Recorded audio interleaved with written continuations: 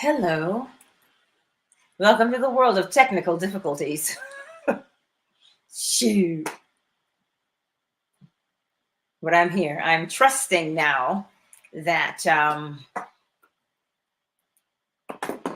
me see. I'll be able to find the link. I'll go to it on my phone. I'll go to it on my phone. Oh, there's, oh, I'm so glad that you guys know what to do, because sometimes technical difficulties are a pain in the arse. I'm trying to get the share button so I can share it with a few more people who have the old link.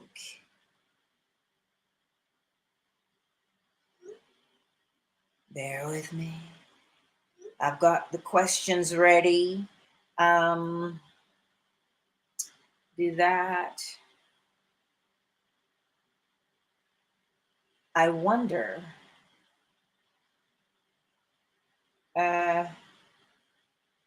reply all and go here like that and say that. Oh, Empress Ella, you're there. Melissa, there you are. I just sent out the new link, but reply all again. Thank you for your immense patience.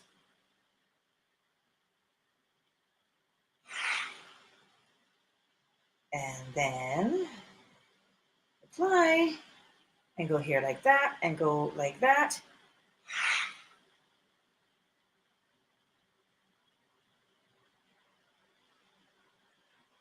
And there's just one more.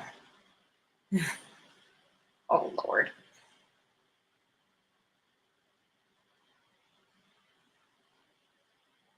Oh, good, you're here, so.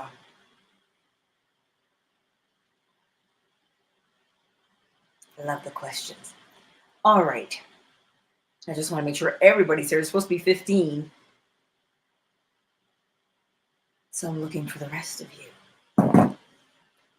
You can hear me clearly. You can see me clearly. I don't have any messages on fan base because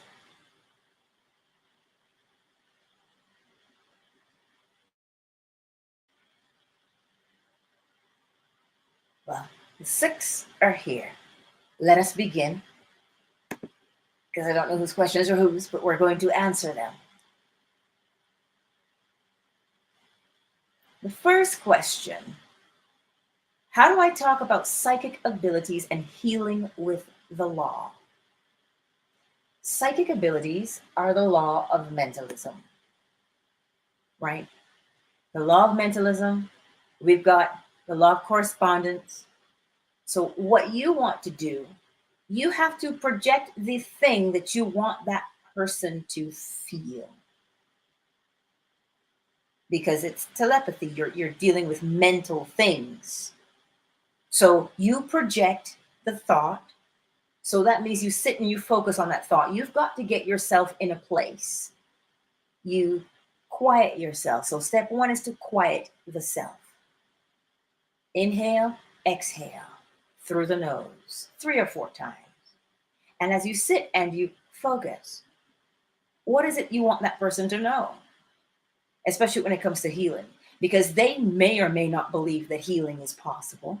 So you can't convince them. But what you do, then you think of them in that projection. How do you see them? Do you see them as healed? Because you are the one who has to see them as such. When you see them in health, you raise your own vibration. And when you raise your vibration because you see them in a state of health, that's what you're projecting outward. And you keep projecting it outward. Short bursts are usually good. So that means that person is on your mind. Just like if you think of that person and they call you. So step 1, with your psychic ability, which is mentalism, you calm the body. And you see that person in a state of health, because seeing them as healthy or seeing health in general will raise your vibration to health. And now, because you are the one transmitting the higher vibration, whenever you think of them, you are giving them that vibration, but you're not giving it to them from your own body. You're using the law, you're funneling the law towards them, right? So you get them in your mind, or health in your mind, so that when you think of them, you associate health with them. And that's where your thoughts go, like a mantra, right? And you call their name and you declare that they are healthy. You don't have to tell them what you are doing. Now, if you're a practitioner, because that's what I gather from this question, if you are a practitioner, you have permission to do it, right? You have permission to do that. Now, if it's a family member, you're thinking of them and you're thinking of them in a state of health. This is the key. Think of them in a state of health, wellness. That will raise your vibration. And the more you think of them, the vibration speeds up as you project it outward towards them. And you keep doing it. You do it, pick your times of the day where you want to do it. You say 9 o'clock, 2 o'clock, 6 o'clock, 10 o'clock, right? Whatever time you want.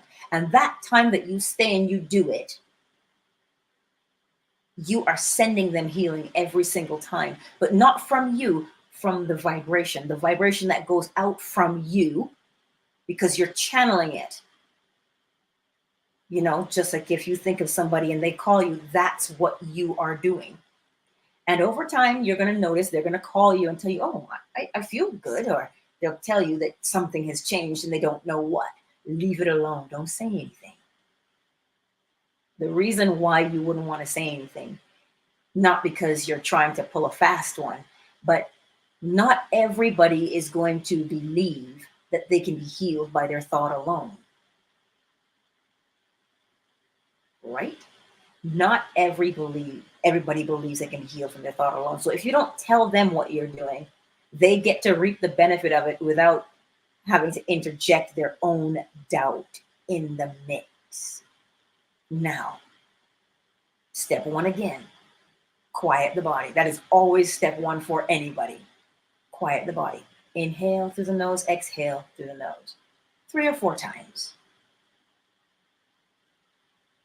And once your body is quiet, you begin to think of that person, because as soon as you think of them, you are connected to them.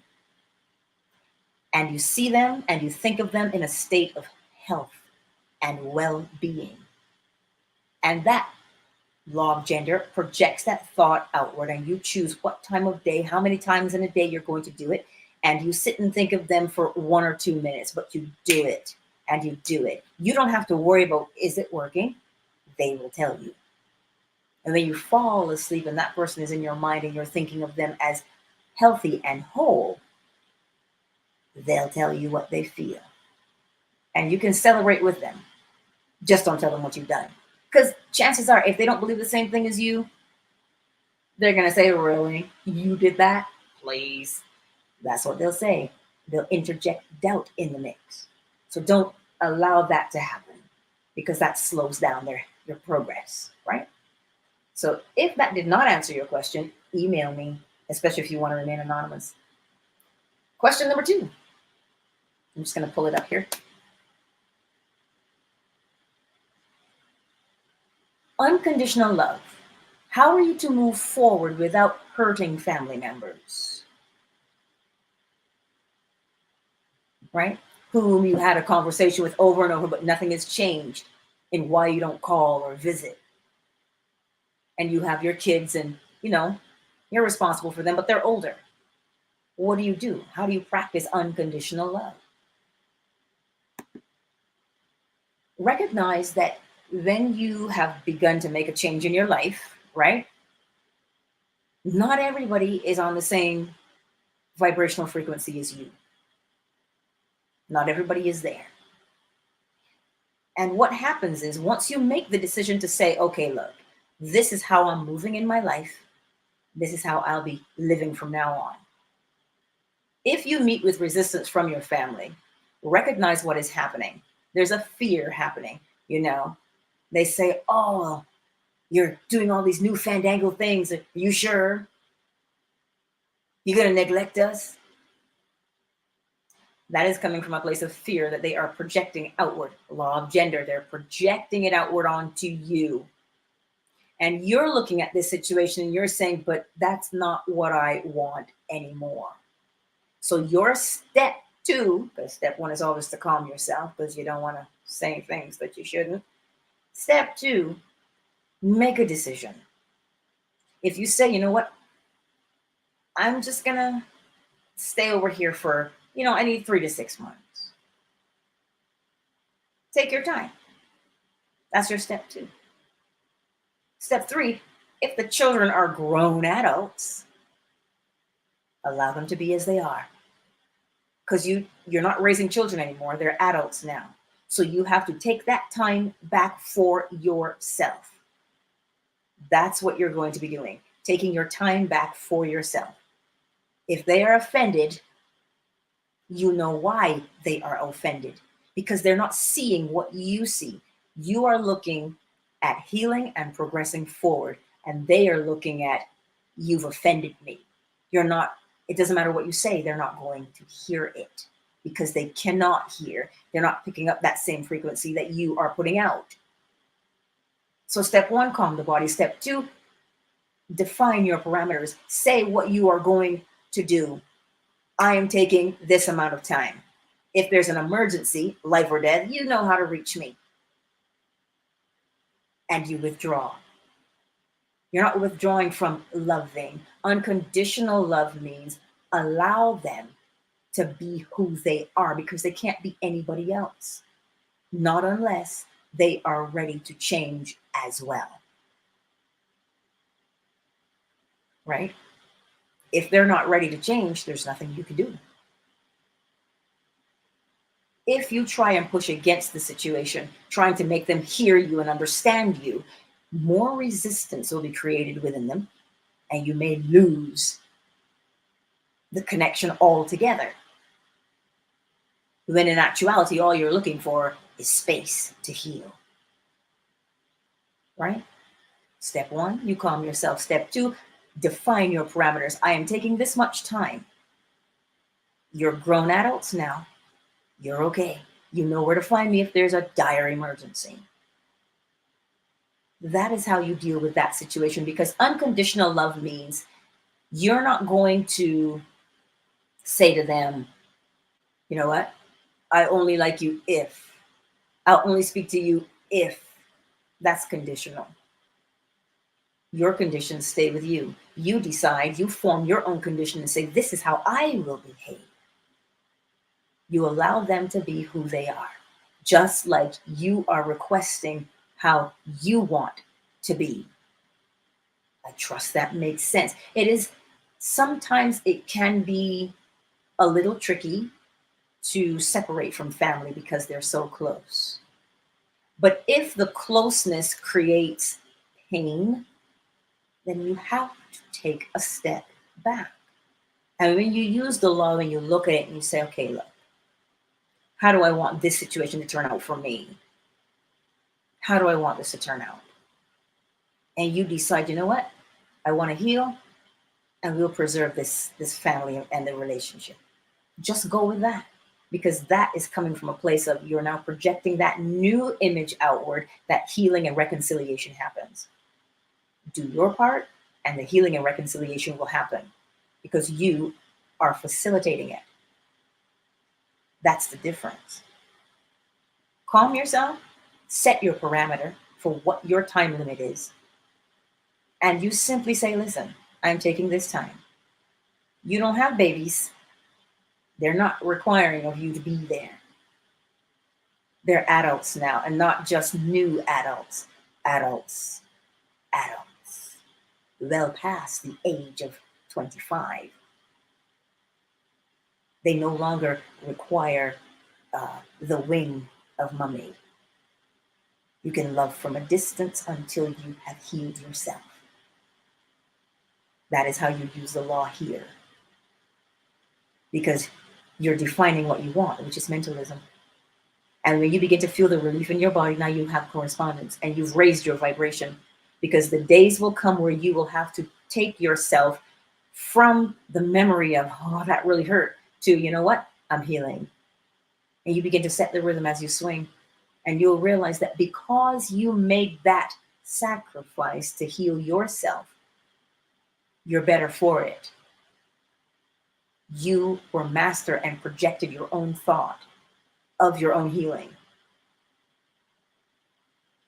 That is that question. Let's see, next question. So that one's gone. That one is gone. How do you address well-meaning people? Oh, law of gender. Well-meaning people, right? Oh, I'm just looking out for you. Are you sure that's a good idea? But you know, if you do that, what if that happens? Are you sure? Well-meaning, you know, close family. Set your parameter. You know what is well-meaning for you because you are the one making the decision. You said by way of law of gender, okay, here's the thing I want. Let me project it from my conscious mind to my subconscious mind. This is how I'm going to do it. This is what I want to do. And so when you make that decision, your body's going to respond. If you feel like, oh no, I'm offending them, there's tension. Are you offending? Or are you simply putting a boundary? You said what you needed to say. You say, you know what? I respect your opinion. And I thank you. I see where it's coming from. That is how you, within you, you don't have the argument. So when you open your mouth, you won't have to argue. You just simply say, I appreciate what you're saying. You don't even have to say, but I appreciate it. I understand where you're coming from. I understand your point of view. And that's how you start the conversation, and that's how you end it. Right? That's how you do it. They are well-meaning because they're your family, and sometimes they genuinely do care. Sometimes that can be a little shady.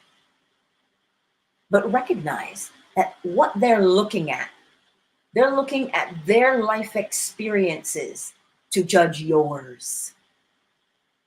So then you see what is happening. You have a different understanding. You say, I get it. I see what they're doing here. I understand. They're looking at me through their own. Exactly. So they can't behave or speak to you any differently than what they are. That's what they're doing. They're projecting their fear, their worry onto you. And when you see it, you can reject it because that's not who you are anymore. You've changed from that. So now you are well capable of seeing worry or fretting that has been projected towards you. And you say, oh, I respect what you're saying. I understand where it's coming from. Because you can, and you do see it. So again, you calm yourself. 2, you set the parameter. 3, you tell them, because when you come at them and you say, because these numbers match the laws, then you say, this is what I'm going to be. This is what I'm going to do. You're raising your vibration. And when you raise your vibration, you begin to speak differently. You begin to act differently. But you see, the memory is to argue and to fight and to prove your point and to justify. That is contrary to law. You don't have to fight to prove anything. Not even to yourself do you have to fight. So always remember to start with that inhale and exhale through the nose. Remember that. That's the key to everything too. Because it gets you now into contact with, what am I doing here? What am I thinking? What are these thoughts? So calm the body, because chances are when you think about what they're saying to you, why don't they believe in me? Why do they always have to think the worst? Why do we always have to go to the worst case scenario? That will agitate you. So set the tone for what you want the experience to be like. That means you are setting the vibration within yourself so that when you speak to them, they have to either come up to your vibration, because you can't go down to theirs.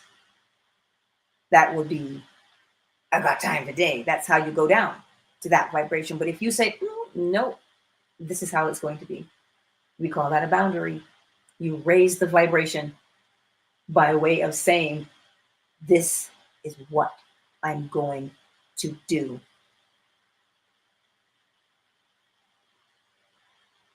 That's it. So once you do that, you're going to get the resistance. Yeah, but why do you say that? What do you mean? What do you mean you understand where I'm coming from? Where am I coming from? That's the question you always get. Well, where do you think I'm coming from? I just care. I'm looking out for you. And you repeat it again. I understand what you're saying. I know where you're coming from. And when you do it, because you're not on the same vibration, somebody's going to want to argue. And you say, it's okay. It is all right. I have taken your thoughts into consideration. This is all you're doing. Because at the end of the day, when you make the decision to change and somebody tries to talk you out of what it is you want to do, you end up resenting them, because you don't get to accomplish what it is that you want. And now you're both in a position where nobody's accomplished anything. And now you end up with resentment. And so every time you think of them, you argue with them in your mind. Now we know what happens from there. Once you start arguing with somebody in your mind because you allowed them to talk you out of where you want to go, this is the problem. There's just a battle going on of whose projection is stronger. Whose projection is stronger? This is where it comes down to. So you have to know yourself and what you want, or else you'll be convinced to do something that you don't really want to do. So know your parameters. Know what you're willing to accept and not accept, without the underlying fear of, oh no, if I do this, am I going to lose them? That's what it means, right? Let's see what the next question is.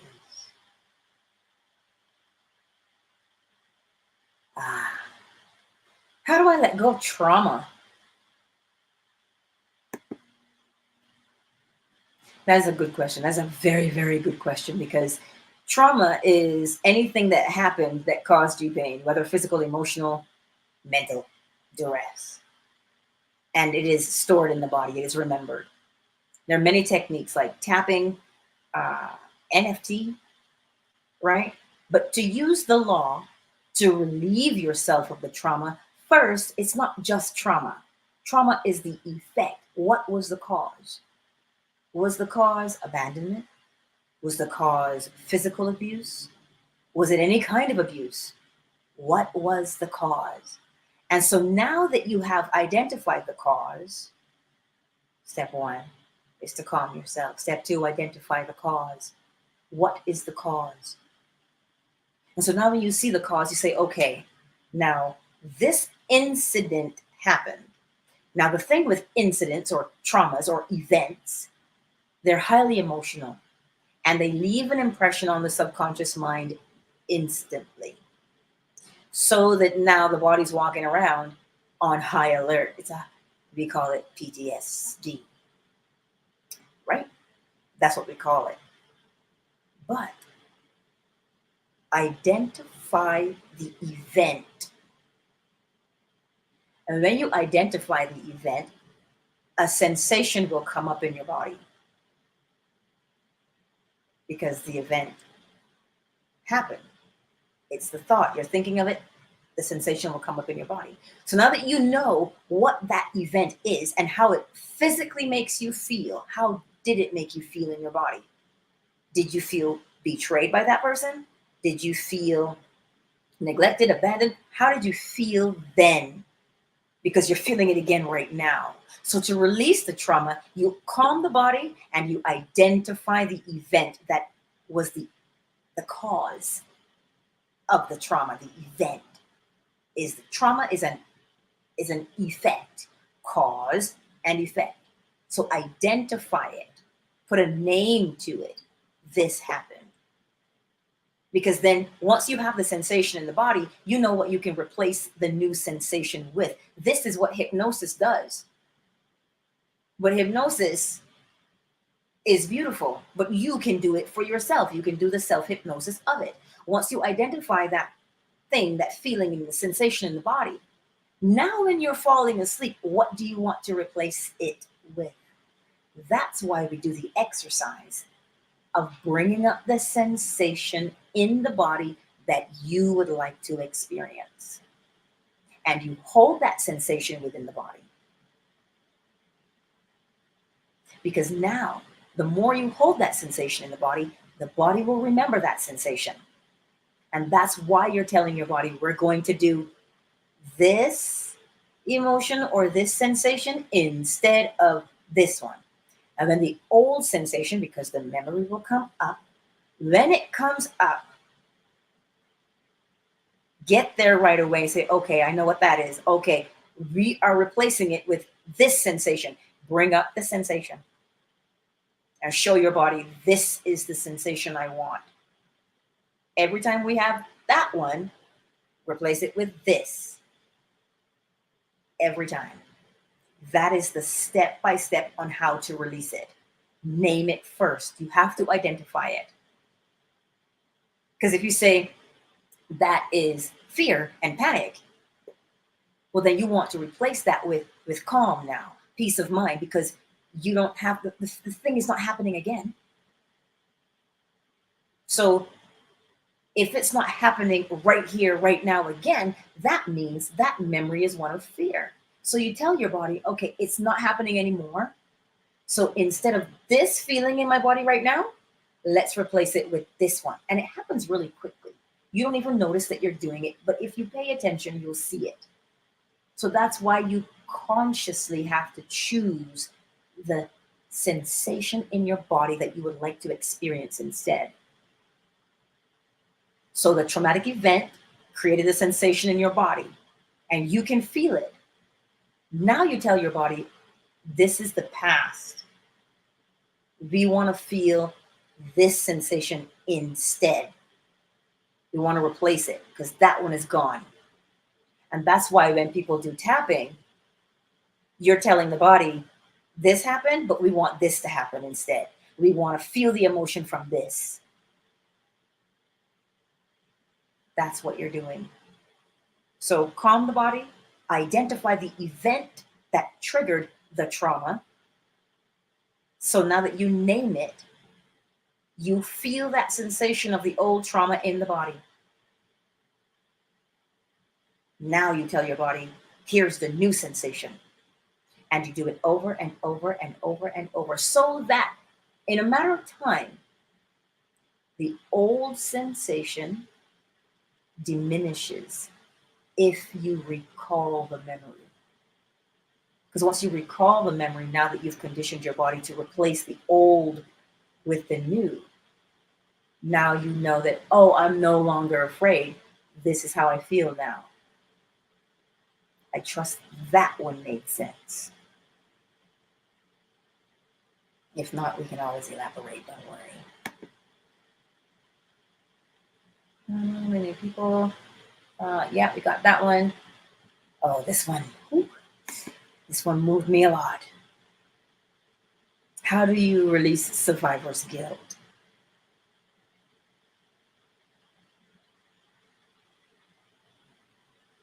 Survivor's guilt. Listen to the word guilt. which means an event happened and someone near and dear to you was lost. Remember rhythm. Remember rhythm. There's an ebb and a flow. Death is the ebb, the flow is life. You weren't the one that caused the incident. And even if you were the one that caused the incident, there's such a thing as forgiveness of the self.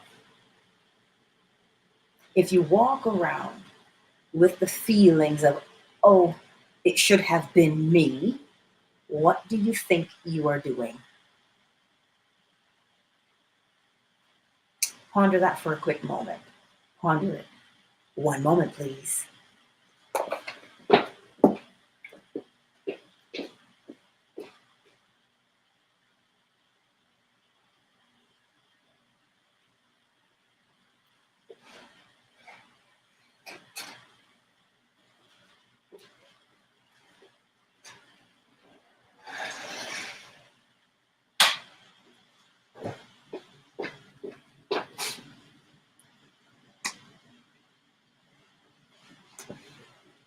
Apologies.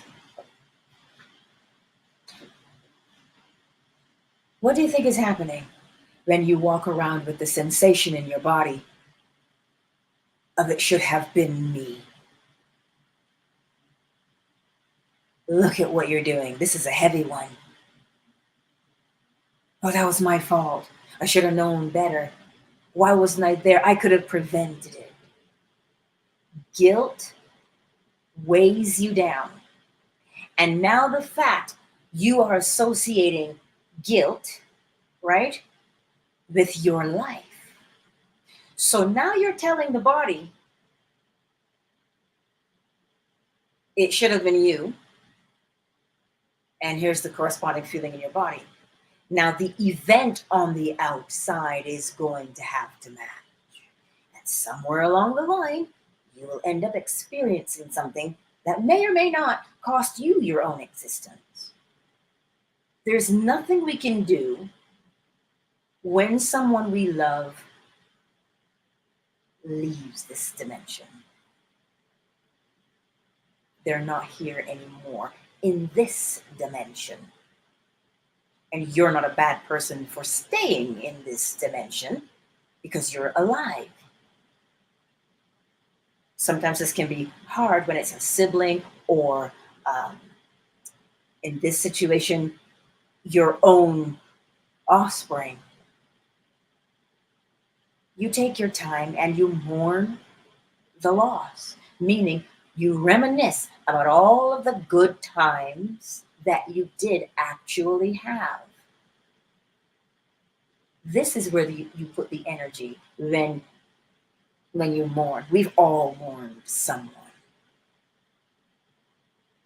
But to sit and to regret and want to trade their existence for yours is not a good thing. Because now what you're saying is that person's existence was more important than yours, when in actuality, all existence is important. So to release that kind of guilt, recognize why, because there's a thought there. Why would you say it should have been me? Why would you say that? You would say it because perhaps it was sudden and you did not get closure. And perhaps maybe there was an argument a couple days before and nobody really reconciled on that. So when you encounter that thing, that guilt, you replace it whenever you think of them. The good memories are what you focus on. Focus on the good things that this person left in your life. It's a celebration of them in essence.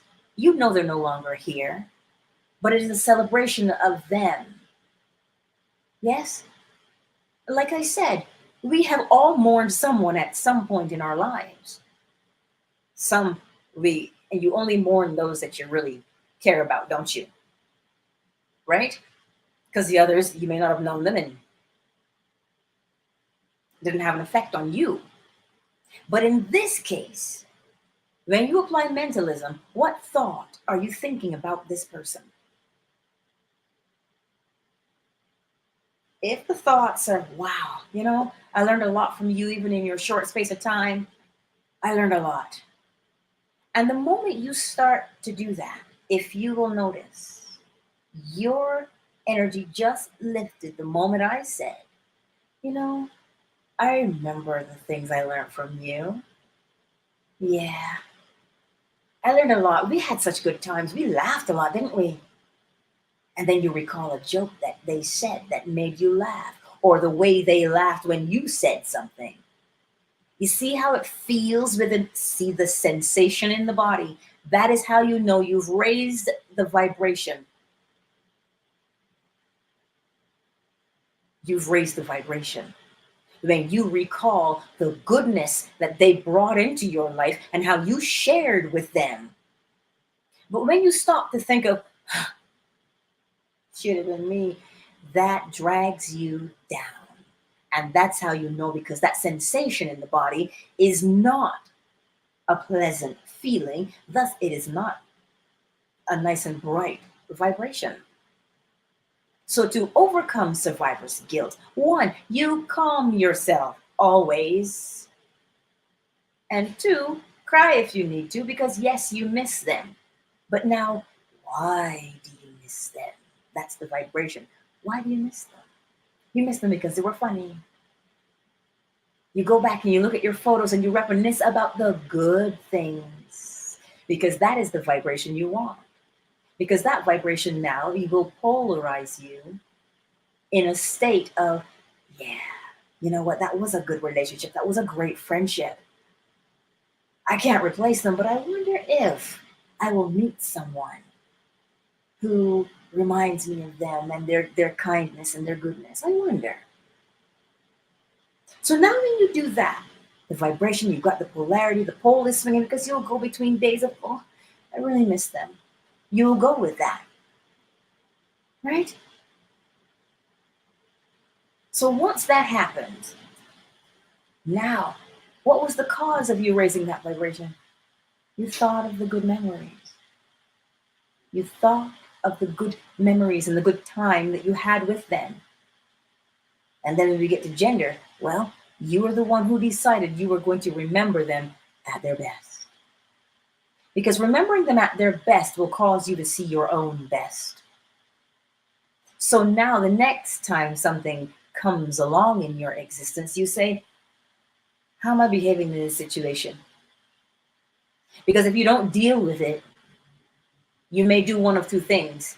You may restrict yourself from making new friends, or you may close yourself off from new relationships, or you may become severely overprotective and paranoid of a new relationship, just because you have not put that into perspective.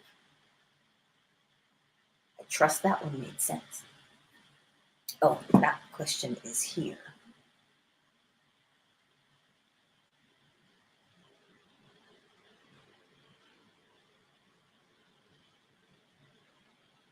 I'm just going to read that one.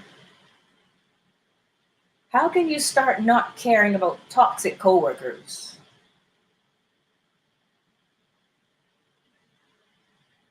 I'm reading the explanation. So how can you start not caring about toxic coworkers? You start with the attitude of,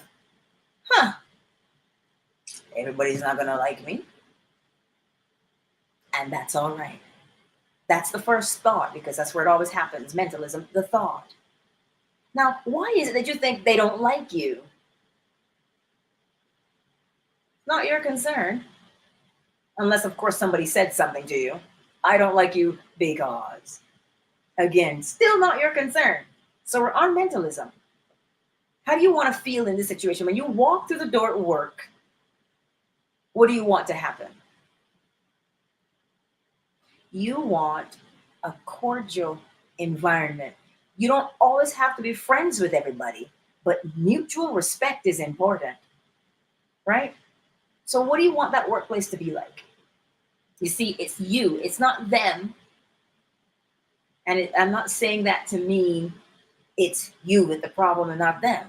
No, it's you to create the change. That's what it is. You create the change. So you decide, I will no longer be arguing with anybody in my thoughts. Especially when one person, based on the message, one person has convinced other people to jump on the bandwagon to dislike you. Look at what you're dealing with. If someone is easily manipulated to hate, what is that going to tell you about their mental capacity to think for themselves? It means they're easily manipulated. You have to see the law at work. That is also, if you go back to that first question with psychic abilities and telepathy, you've got this one person who's the ringleader, and they're inciting the toxicity. You see what they're doing? They're churning up the vibration of the other people. Look at it. People call it mob mentality.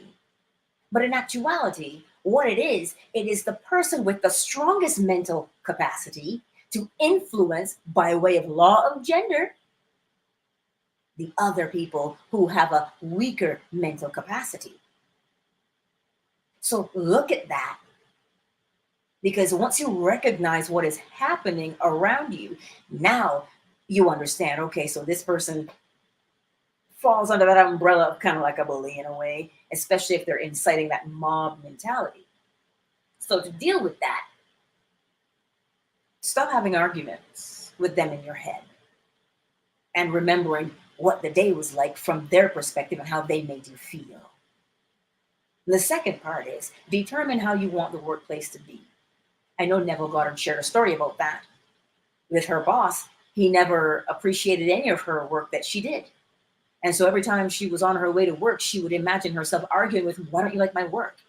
Why is it not good enough?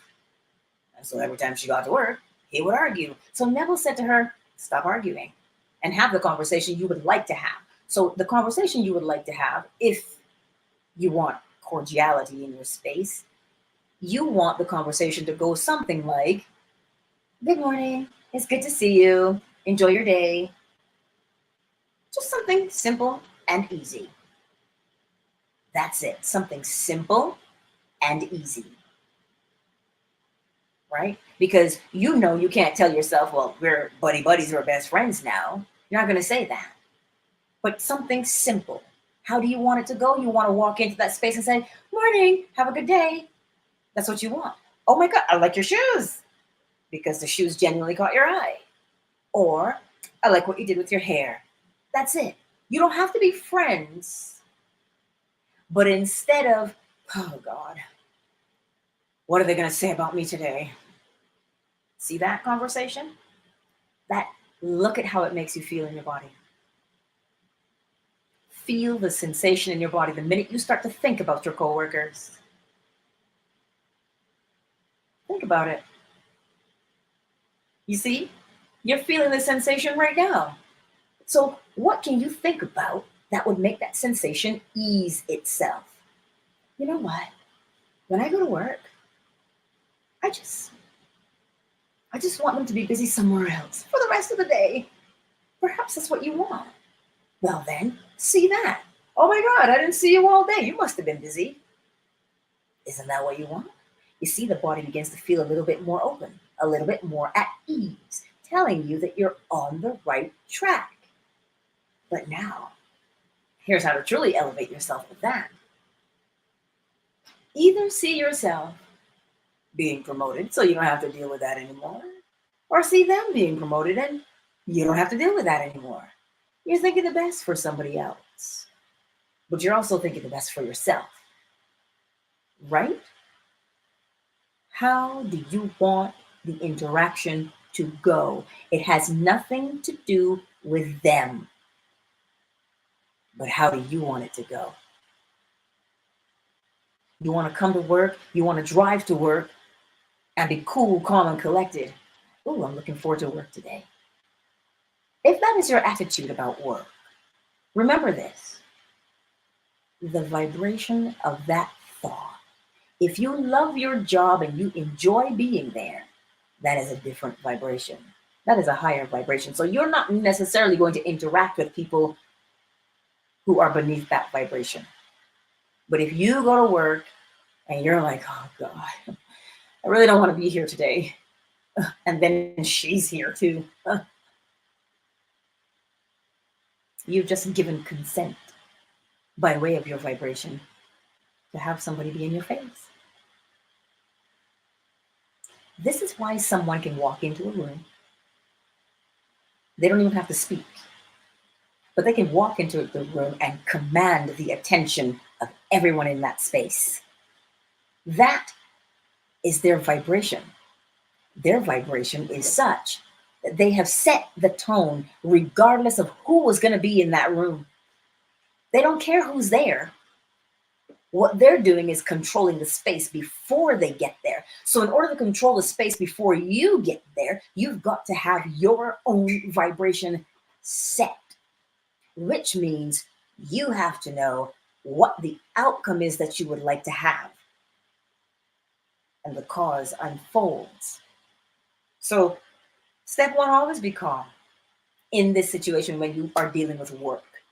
You say, look, why do I go to work? I go to work to get paid and pay my bills. And if I happen to like it, yay, bonus. That's why you go to work. Now, if they are walking around and actually impeding you, like causing physical harm, that's a little bit different of a scenario, but we deal with it anyway. Set the tone, set the vibration by way of that thought. This is how I want to be at work. When I go to work, I command respect. So when you look in the mirror, do you respect who you see there? Because as within, so without. When you command the respect, that means you've got it in you already. Self-respect means, you know what? I decide what this experience will be like. And I will not tolerate less than it. Because you see your value. You see your worth. But going to work and arguing is counter for anybody. And what it does to the body, now sleep is interrupted. I'm showing you the whole 360. Sleep is interrupted because you're thinking about them. Any quiet time you get, you're like, oh God, gotta go to work.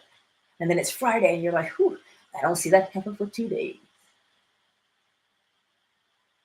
And then Sunday comes around and you don't know why you feel agitated. Because of the underlying thought. So set the tone. When you go to work, either you're in a different place. What if you can't be in a different place? But you can create that. You can. If you say, you know what? I've wanted a promotion for a while. What would it feel like to have that promotion? It'd be a sense of relief because then I won't be stuck in this anymore. And you see that sensation in the body of the promotion? If you start to feel that and be excited about the fact that, yeah, I'm claiming a promotion because that's what I want. So I'm calling my promotion to me. Something came to me about that this morning. Something came to me about that very thing this morning. When I recall it, I'll tell you. You see, for so long, we have allowed ourselves to have the vibration of others dictate how we behave. And now when it comes time for you to put your foot down and say, no, I'm expecting this level. You begin to question that. Oh, is that too aggressive? Is that too this? Is that too that? No. What kind of experience do you want to have? Right? You know what I'd like for her? Because always, let me put it to you this way. When you wish well for someone, you're wishing well for yourself. Do you know why? Because the law does not see the person that you are wishing anything to or against. It just sees that you are holding the image of something. So if that is a good intention towards someone, the law only sees that you're holding a good intention, and then you must reap the benefit of a good intention. But if you hold the intent of, oh, I just wish, that's on you. It will get you, not them.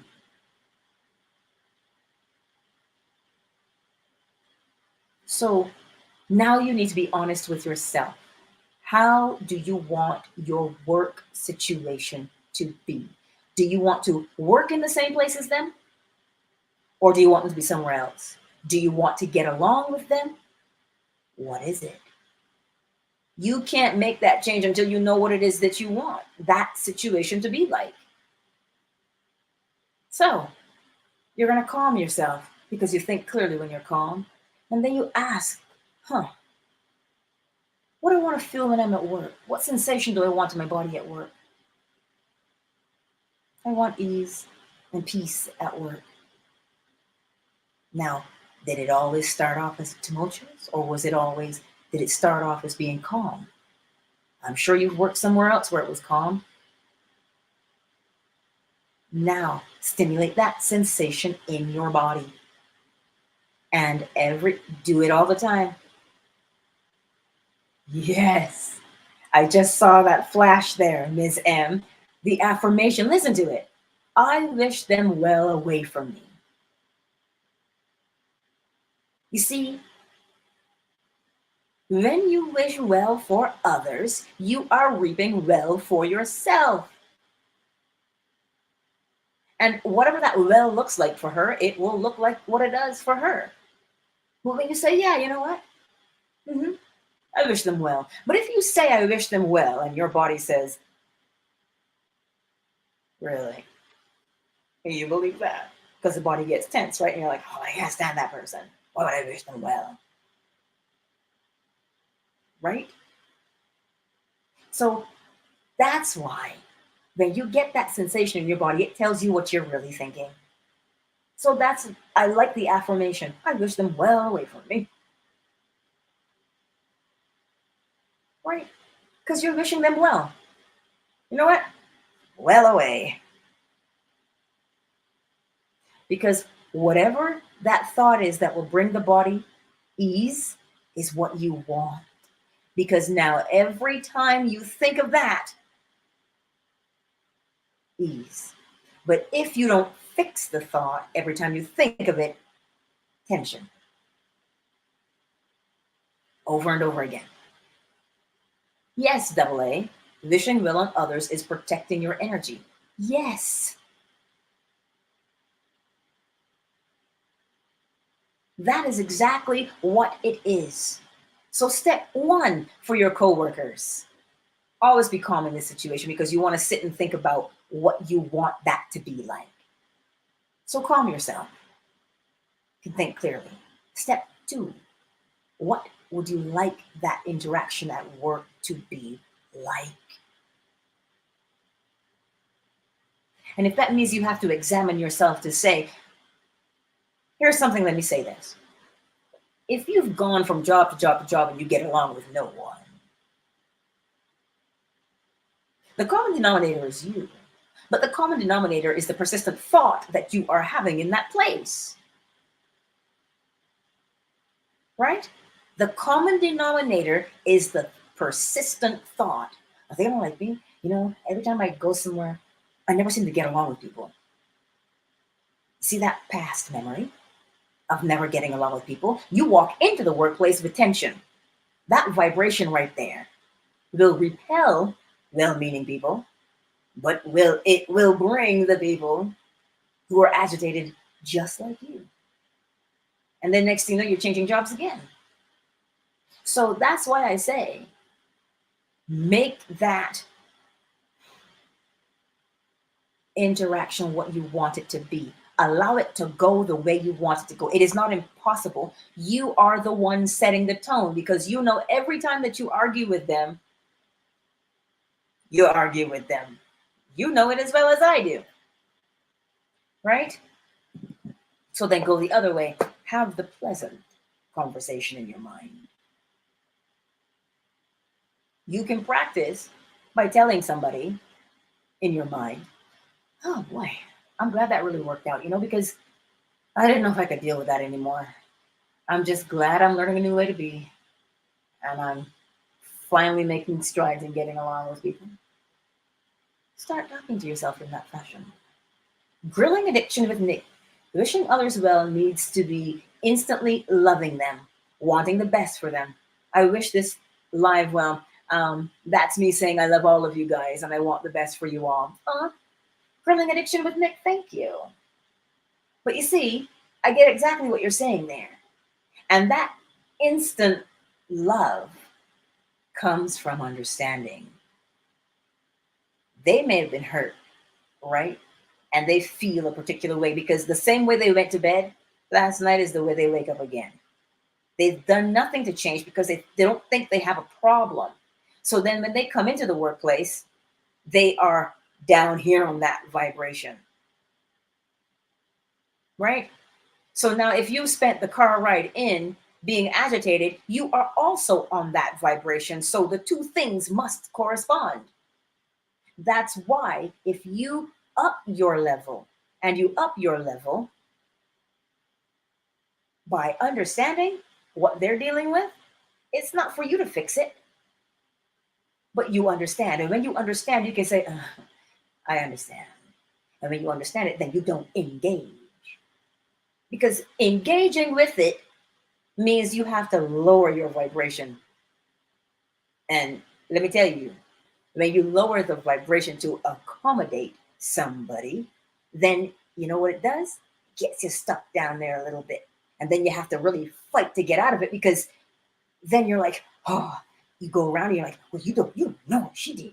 Let me tell you. And all you did was entertain one little conversation, one thought that they gave you. And then you spend a day down there just with your eye twitching. Raise your level of vibration. And it is either they will match you or they will leave you. And you raise your level of vibration by determining what experience you would like to have in your workplace. I cannot tell you what experience you want. You have to decide upon that thing. Now, let me look and see if there's...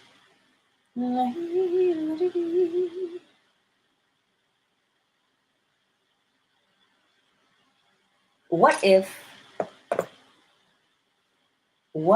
if I give more than I get in the friendship?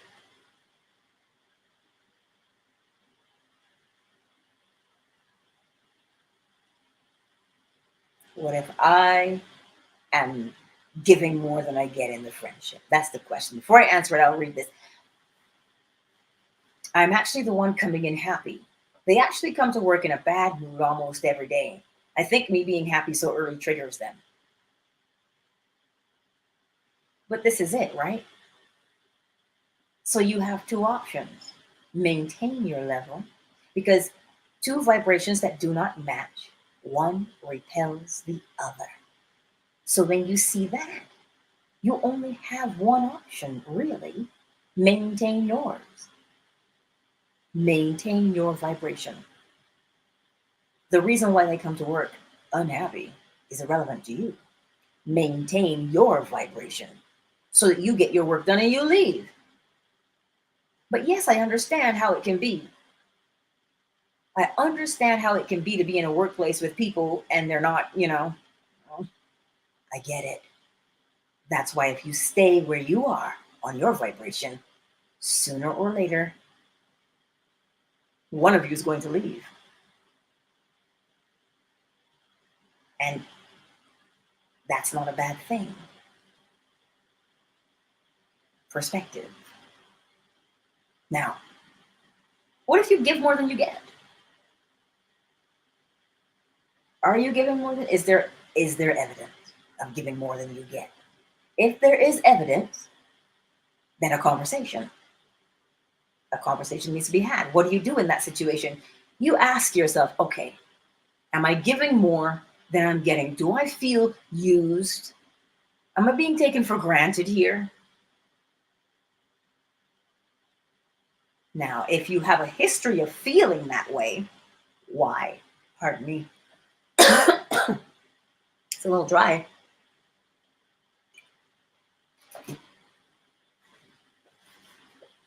Is there a history of feeling that way?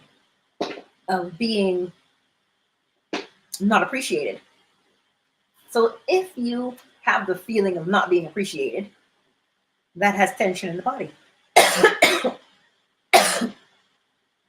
Have mercy. Right? Not feeling appreciated, feeling like you're being taken for granted, has a feeling, a sensation in the body. And when you walk with that, now the people you come into contact with, you're going to be looking at them like, how much should I give? Should I be my all, or should I hold back? Because you are afraid of being taken advantage of. So in this situation, address your fear. Address your fear first. Address your fear. As within, so without. Are you afraid of not having friends? Are you afraid of... Because sometimes when you feel unappreciated or being taken for granted, you will do things that you wouldn't normally do. You will compromise certain standards that you normally wouldn't. And then you'll say, why did I do that? Indeed, why did you do it? Because there's an underlying fear there. So get to polarity. What are you afraid of? Of being alone. You know how to make friends. You know what kind of friend you are. So then you tell yourself, that's not a memory. Yes, that happened to me back there, but that's not happening to me now. And you start to recondition the body. And you say, you know what? Let me start here. What do I appreciate about me? And you say, you know what? Let me get that sensation of appreciation in my body. And when you start to get the sensation of appreciation in your body, the only way to get that is if you have it here. If you're appreciating you. And then you say, okay, that's the sensation I want.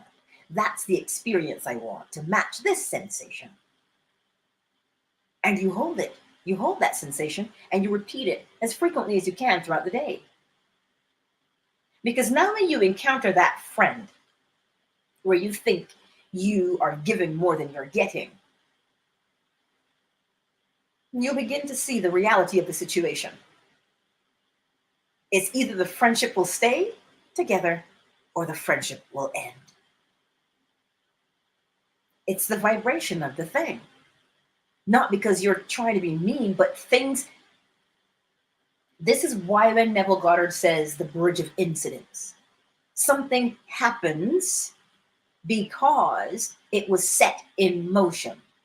So if you have now begun to appreciate and respect your own self, and that is being projected out of you, that can only come back. But if the person on the other end is not in a position to reciprocate that back to you, it just means they're not on the same vibration as you. And sooner or later, it's either they will rise to that vibration or the friendship will end. You don't ever have to fight or argue or... Let me read this and then I'll be vulnerable. Your happiness is your gift. I don't quench that. You would be surprised to know how much that could be affecting them behind the scenes. Be a giver that always feels better, to me, is what Grilling Addiction with Nick says. You see that? The cause and effect. He's absolutely correct. If you go in and you maintain your vibration, Now you're being an example, not because you know better or whatever the case may be, but because that is what the law does. You keep your vibration, and listen, you can't get around a good vibration, even though it may repel you, this person, even though it may be repulsive to them that you have a higher vibration. You cannot be in the presence of a high vibration for any length of time and not have it affect you. And depending on how low they are in their vibration, it will take some time for them to get up to where you are. So this is why you maintain your character and your vibration at all times. This is why you don't come down. Elevate those around you. Grilling addiction with Nick, I love it. Let me be vulnerable here. My bestie and I didn't always see eye to eye. I had my issues. I might still have some. Yikes. She's got hers. And so we're looking at the world through these issues. And we would argue. And sometimes we wouldn't talk to each other. But at the end of the day, I think over time, that break that was taken was needed. But over time, I saw a little bit of myself. And then I started to see more. And I'm like, well, it's a wonder. It is a wonder that she stuck around for this long. Right? So sometimes, if you maintain your integrity, your vibrational integrity, and something happens to the friendship, it doesn't always mean that it is over. It just means vibrations need to change. People need to awaken. Because remember, it's not that they're a bad person or that you're a bad person. It's that where did we come from in life? That has painted the picture of how we see the rest of the world. That's what it's done. And so this is why now unconditional love and understanding are what need to be practiced. Because even though sometimes you may have said something hurtful or something hurtful was said to you, because you now understand the law, you don't hold it again. You understand what happened. And so now when you embark on the friendship again, nobody's saying anything to crush anybody, because we know now that we're not the same person that we were before. This is why it is always important to learn, but to apply what you learn. Now, you would be surprised the amount of reconciliation that could happen. Not all reconciliation can be accommodated, because once somebody's mind has been warped by, not warped, but damaged severely by an addiction, they are no longer the same. And we're not cut out yet as a people to change that in someone else, because every man awakens in their own time. Sometimes you can't say, I will love you from a distance. Sometimes you cannot say that. Sometimes you cannot.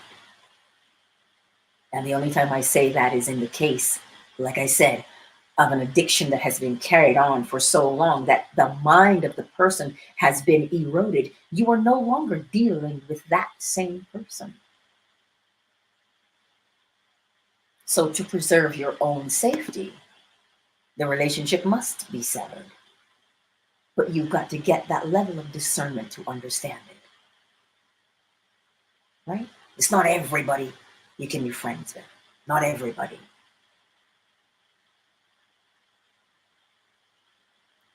I'm going to leave that one there. Let's see. We had because I know some people are late with getting their questions in, but that's okay. Nope, I think we're good. I think I hit all the questions today. If there is any other question that you may have, drop it in the chat. You won't be anonymous, but just drop it in the chat if you have another one. But remember, the steps are usually, some deviation can be given, but you always want to stay in a place. If you're neutral, meaning you're just there, you're neither happy nor are you sad, but you are in a position to move through the laws at will. Oh, what am I doing here? What am I doing there? And you don't, it's like if you've practiced Tai Chi or Qigong for any level of time, you just begin to move in those actions, in those motions. You just begin to move in them. That way you just begin to move through the law. And you know, Tracy, that is the whole point. Because unconditional love has the power to be a balm to soothe anything. And so I want you to take a moment, because that is a beautiful segue, Tracy. If you're in a safe space right now, like if you're not driving, take a moment. What sensation can you recognize in your body?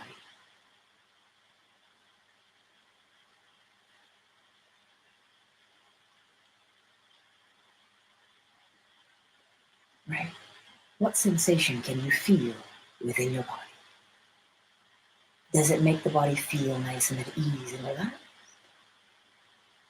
If it does, remember that. Remember that sensation, so that any time you find yourself in a space that is not what you want it to be, you can call up that feeling. Hi, you.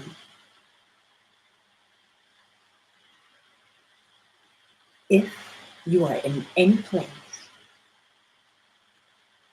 you want to walk with this sensation. Because from this place of calm and ease, you are clear of mind. Thus the thoughts are clear of mind. And you now have the ability to project that which you want to experience. So let's take another moment and feel that sensation in the body, so that you can always call it up. And you can call it up at will. Hear that? You can call it up at will. Feel it.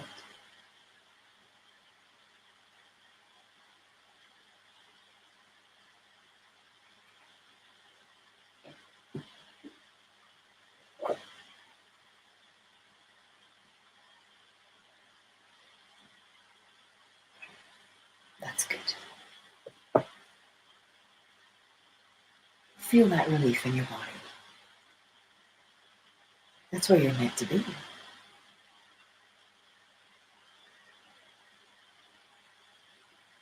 The more you sustain that feeling, that sensation of relief and calm peace in the body, now things begin to happen that you don't see. Every single cell in your body responds. It responds to that calm peace and that relief. Every single cell in your body. And when they do that, things like miraculous healing come about. Why? Because the body is in a place where it can be at rest.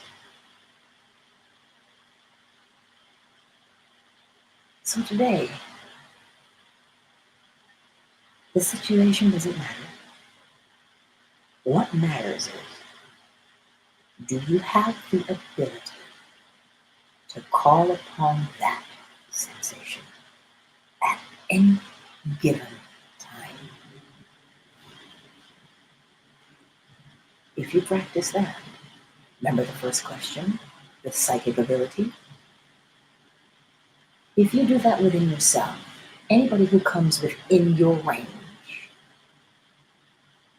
will be immediately calmed by you, because it is the vibration you are emitting. So if you have someone that you're working with, whether you're massage or you're doing qigong, and you want them to be at ease, you call up the sensation of ease and you project it outward into your space so that the people in your space can have that same bodily sensation as you. Ease, calm, and peace. Because now, as they begin to move their bodies and they flow with it, healing happens. Right? This works with small children and pets. But you are the one to set the vibrational tempo. Look at how powerful you are, and then recall your question that you submitted. And look at it through new eyes. Take that time now and recall your question. And just sit with that sensation in your body for a moment.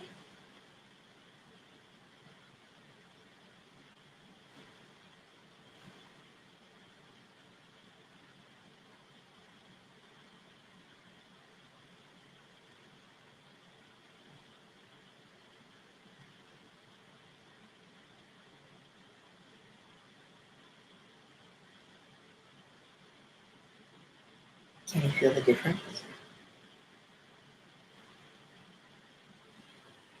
Just think about, can you feel the difference from when you asked the question to now?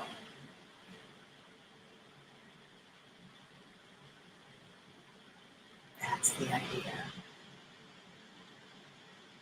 Anytime you're facing a situation, get into this space. Bring up that sensation in your body and now examine the problem, because you'll see it differently once your vibration has changed. Then the solution appears.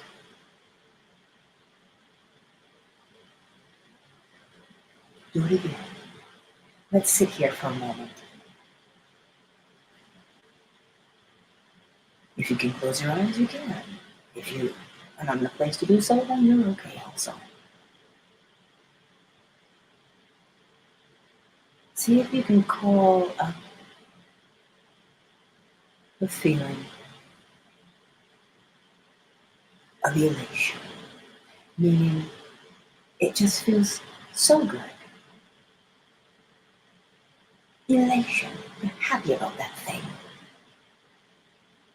And it doesn't matter what thing it is, as long as you can conjure that feeling. It's just a feeling of, ooh, that's nice. Gratitude then, if that is easier. Wow, thank you. Thank you. What does seeing that do to your body?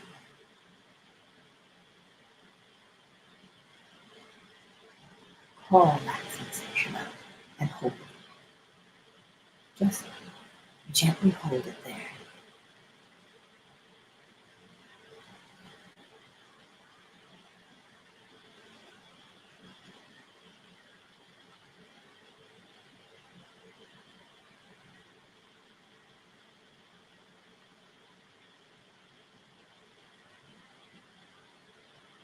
Good job. Now, as you fall asleep at night,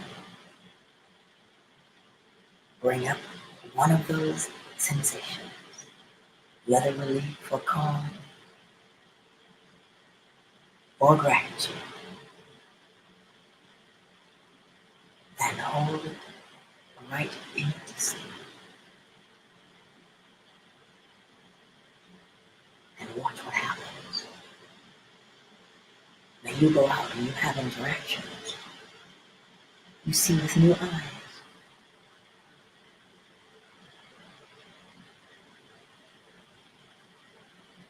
This is what we do.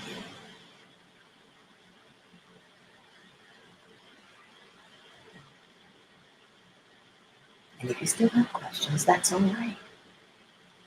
Email me, and we'll connect, and I'll walk you through it.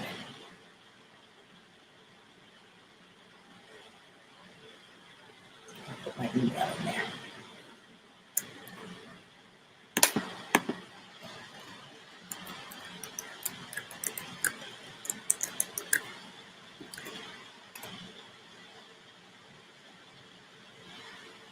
But that's what we do.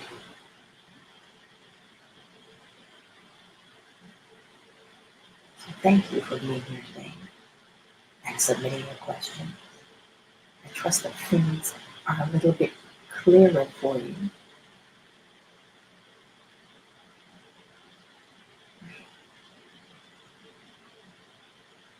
Either 3 or 4 nice deep breaths in through the nose, out through the nose, and calm your body down and bring up the sensation you want to have.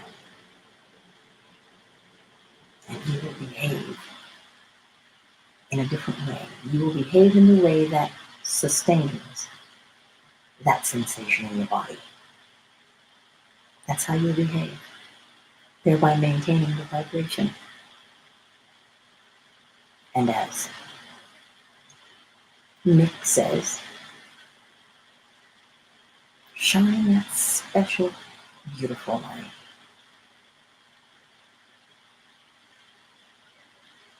Because that is your task.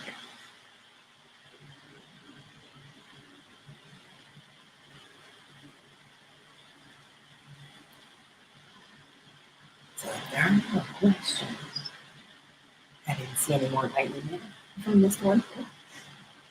I just want to make sure.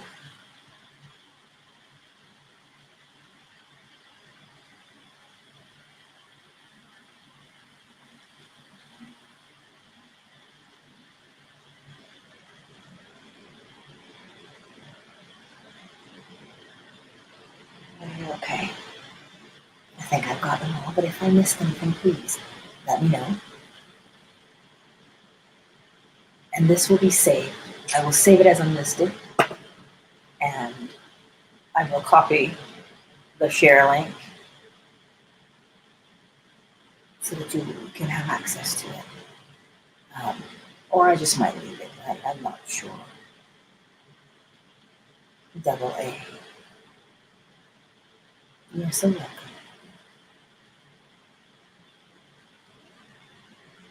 So remember to practice what you have learned with every situation.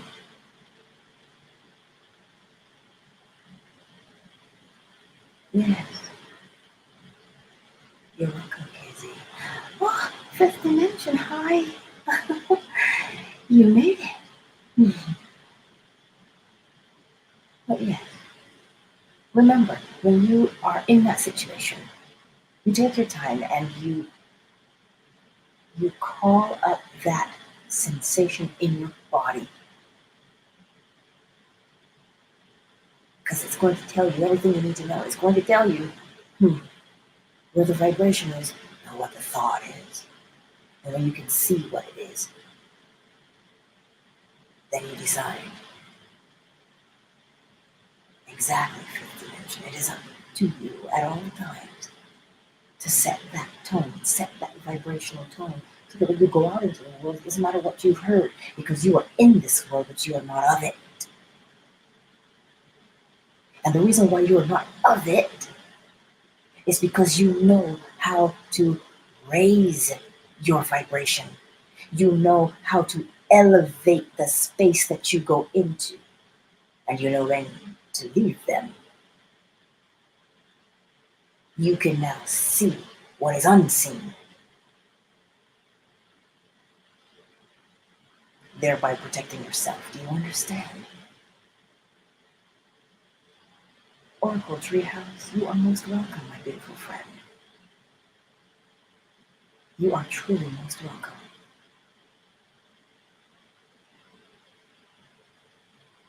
Oh, Candy. Wow. Thank you guys for coming. And you know how I met Candy and Fifth Dimension? Because Soul of a Man, Damon, he messaged me. And he said, Angela, are you on Clubhouse right now? And I was like, no. And I know some of you have heard this story before, but I have to tell it again for those who haven't. And if you have, well, I'm sorry. And he said, well, yeah, you are, because I can hear your voice on Clubhouse. I know your voice. And of course, I said, okay, well, let me see what's going on. I go over to Clubhouse because he pinged me into the room. And sure enough, I'm sitting there and I'm like, wait, if that's my voice and I'm not in that room, how did I get here? I'm like, that's my voice, but I'm not speaking. Right? And I was like, what? And then I started to listen to what was being said because I was saying it. And I'm like, oh. And then it clued in, but it clued in after I asked the question, what was the name of the book? But I remembered after I heard certain key words in the book. And so I didn't want to say who I was because, you know, that's kind of corny. But I did like the space. And I loved what they were sharing. And I was like, oh, we are on the same vibration here. We're the same, you know, like-minded. And so, of course, I had to say that. And then other people shared. And then Candy and Fifth Dimension were talking. They were texting. And then she said to me, I think you sound like the narrator of the book. And I said, oh boy, I could lie. This is what I'm thinking to myself. I could lie. But I didn't, because I love narrating. And I said, yes, that is me. And that came on the tail end. Lisa, you're here too. Wow. Thank you for coming. It is really appreciated that you're here in the space. And that had come on the tail end of, as you guys, some of you may know, as a conversation I had with my dad. And, you know, that left my body sensation feeling a little bit, and I, of course, my bestie was like, well, and she was telling me about it. Well, you got to let that go. And, you know, you got to figure out a way to deal with it. And I said, okay, how do I want my body to feel? Because it was tense. And my shoulders were starting to hurt. And I still have stitches. And I was like, oh, I can't do this. And I said, you know what? I just want to feel some appreciation and acceptance right now. I want to feel that in my body.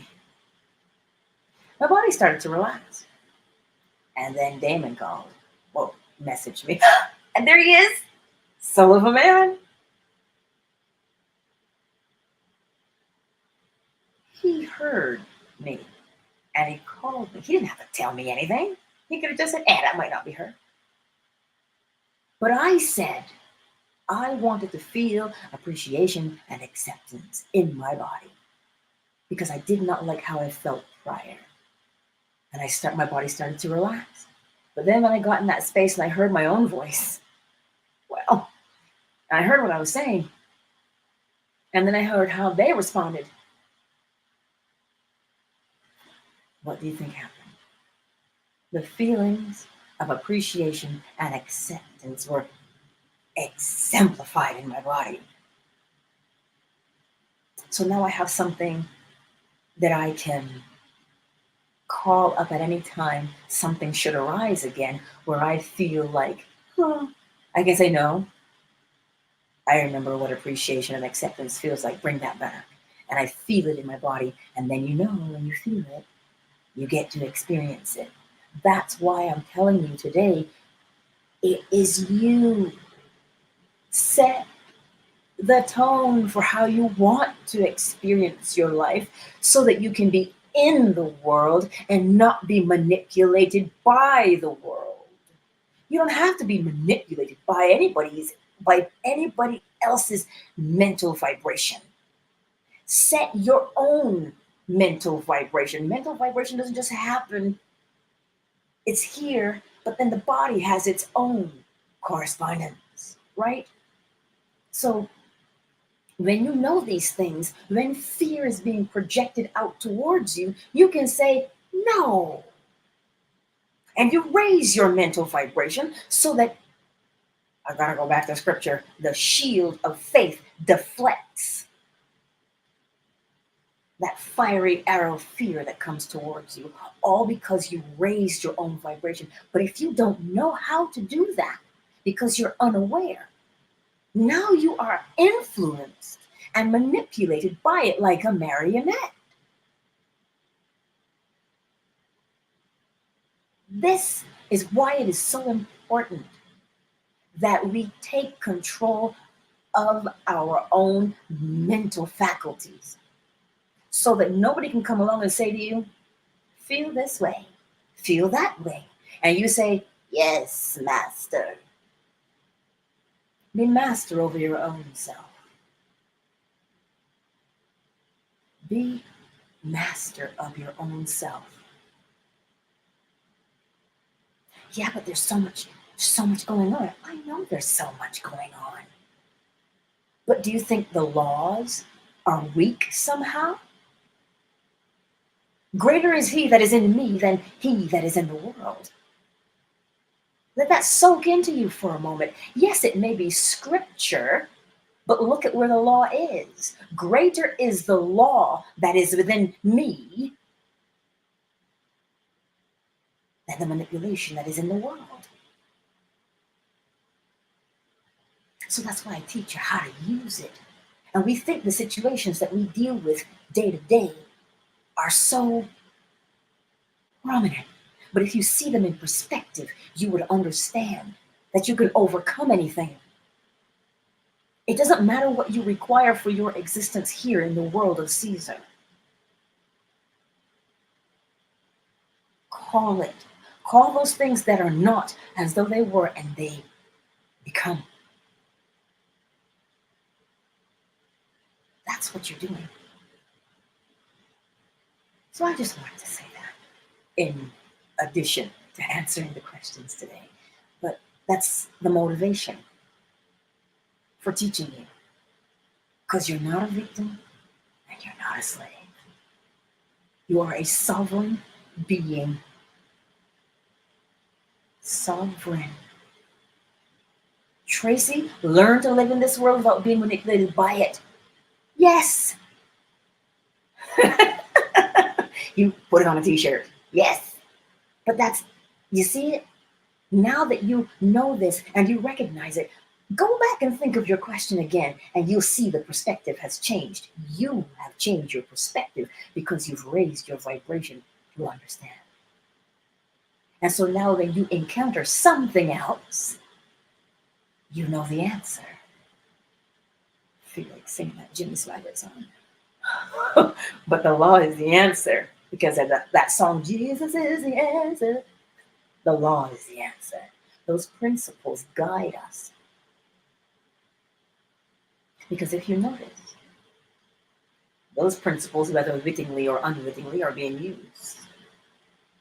So when you see what's being used against the population, look at how you can protect yourself. The weapon is also the shield. The weapon is the shield. Paradox? No. Because the law works, good, bad, or indifferent. But do not ever think that you can hurt yourself. You can. Don't do foolishness. Don't walk around with a grudge and think, oh, you're free of it. You get to reap the benefit of that grudge. So learn to master the art of raising your vibration. Mental alchemy. And we were thinking alchemy is turning lead into gold. No, it is turning water into wine, as for Neville Goddard. Water is just the thing, but when you apply it, it becomes wine. It seems impossible, That's how you turn water into wine. You change from one undesirable thought to one that is more desirable. That is what you do. Mental alchemy. You're changing your vibration mentally. And the universe is a mental creation.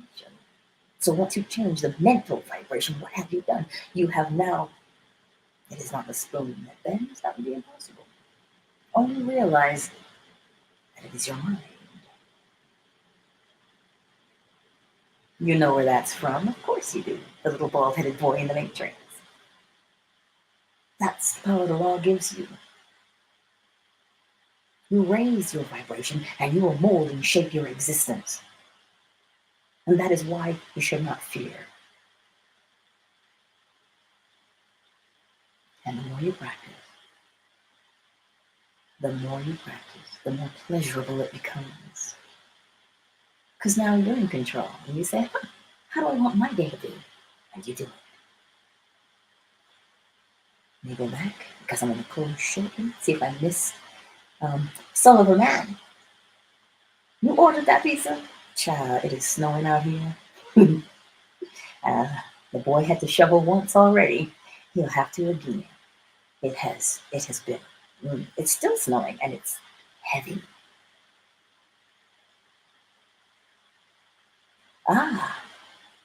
Fifth dimension. As she followed what she pulled to do. Yes, that's it.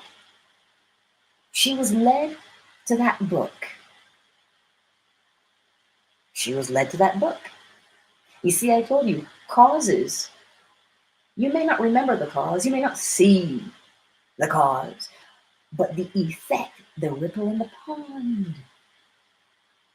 She was just drawn to the book. Somebody heard and messaged me. 6 degrees of separation, we call it coincidences. Do you see now, for the first question, if you're still here, because you asked that first question, now you get a better understanding of mental telepathy. Right. All you have to do is set that intention or raise the vibration and project the law of gender. You project it outward, what it is. That's all. And the effect comes back. So yes, it was, when you watch the law at work and you're like, yeah, there are no coincidences, there aren't any surprises, but all you can stop and say is, wow, that was pretty neat. Because I was the effect to her cause. Yeah, it's beautiful. It is beautiful. Let me give this shout. Oh, I gotta go all the way back here. Ms. M. Oh, you were the first. I didn't even see that because I haven't scrolled all the way back. It just keeps rolling. And Synovia, I see you. Anna, yes. Tracy, Empress Ella, Melissa, I see you. David and KZ and Oracle Treehouse, B Aura, Double A Vibes, and there's Miss M again. I see you. And Nick.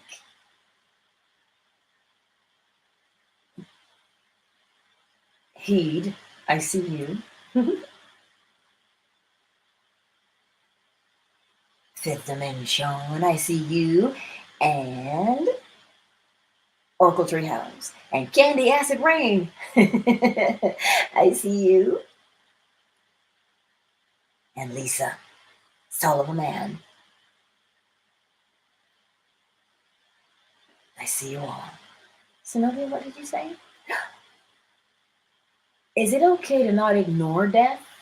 When or if the thought enters the mind of death, should I smile or fill my soul with fear? The ebb is inevitable. If it is inevitable, then it should not be feared. There's nothing to fear. What you fear is you don't know how, but you can choose. You can choose how, my dear Synovian. You pick your age and where. In your bed surrounded by your family, then that's what you choose. It's done. The ebb and flow of rhythm. The flow is life. The ebb is the expiration of the body.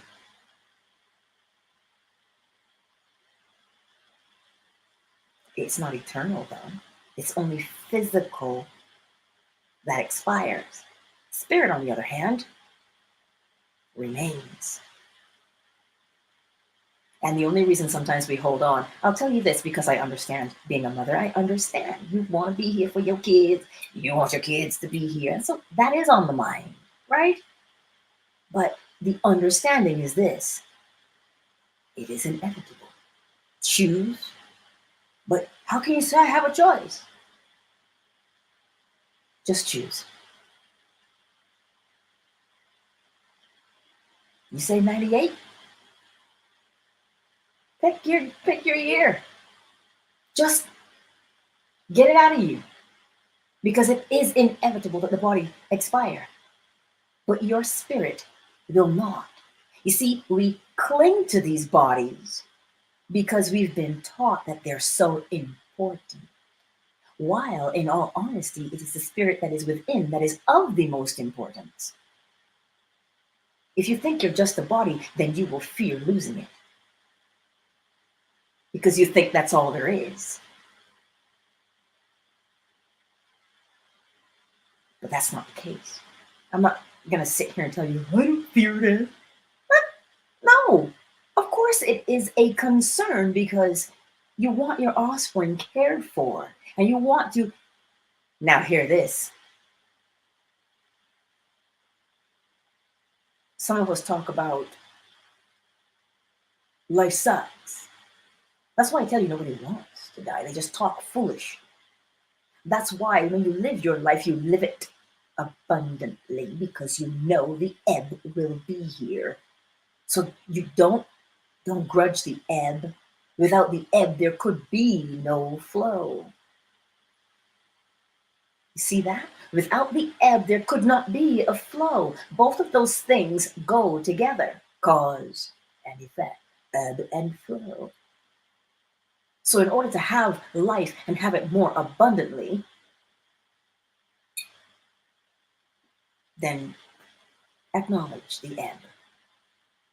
It is just a simple acknowledgement.